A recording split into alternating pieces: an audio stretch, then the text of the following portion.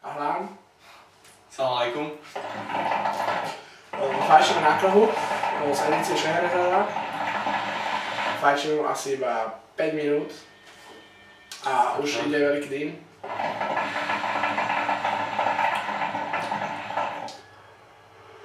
Tá nakla Šeherezada má oblasť lepšie príchute podľa mňa klasická nakla, také exotickejšie, zaujímavejšie.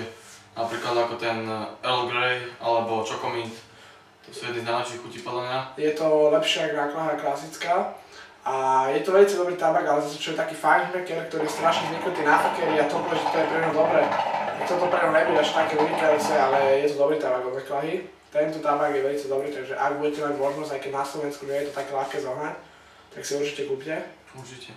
Chutí tak, vlastne margarita je drink. Je to také niečo, ak máte sex on the beach, že tak je to mix vlastne ovocí. A je to také citronkaste, citrusovo-limetkové také. Je to veľmi dobré, takže odporúčam to kúpiť. Tabak má výdrž normálnu, keď naložíte do Vortexu, tak fajčíte aj hodinu pol s dvomi kokobrikami, tak nič, plus Starbush. Je tam fakt dobrá chuť, taká mŕte svieža. Ešte keď sme dali do vázy ten lát, nejaké tie citróny sme tam pokrajali, vyždímali, takže fakt to má super sviežu chuť. Je to veľmi dobré, takže určite to ten dým je úplne v pohodičke, my sme ho trochu namalasovali čistým Melamixom.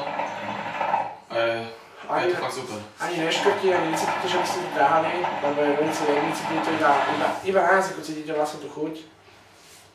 Takže je veľmi dobrý, určite.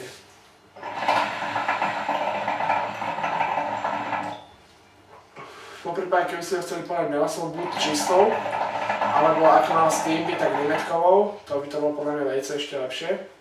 Ale ešte sme ho nemali, tak musíme vyskúšať. Ja som počul, že limetková melasa je veľmi dobrá. Určite keď to nalejete do toho, a teda naložíte do tej melasy na nejaký ten týždeň, tak to bude úplne super.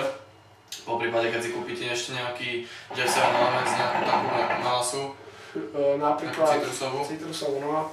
Má tam aj citrón, má tam aj... čo tam má ešte takého? Tam má tuším citrón limetka. Citrón, no, citrón limetka, to si určite.